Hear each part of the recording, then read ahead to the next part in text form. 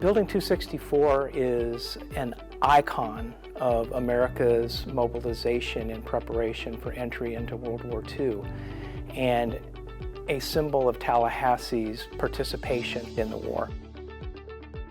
I personally took an interest in trying to understand why the history of Dale Mabry Army Airfield was so forgotten and uncelebrated in Tallahassee.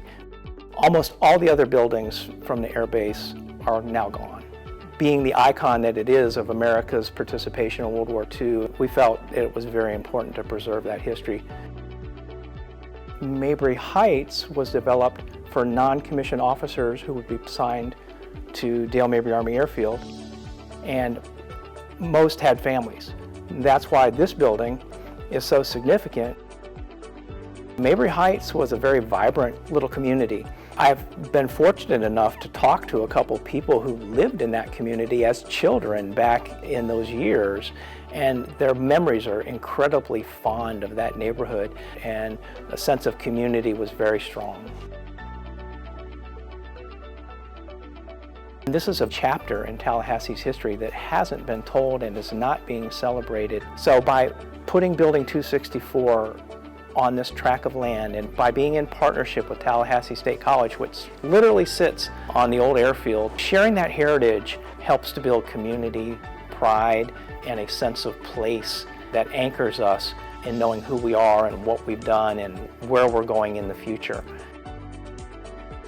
The Mabry Heights building is a phase one for the museum.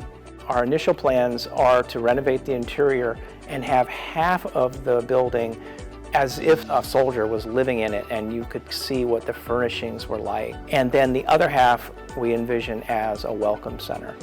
We want to be able to take people back in time to the 1940s and get a sense of what it was like to live in America during World War II and how everyone was pulling together to do their part, how much pride there was.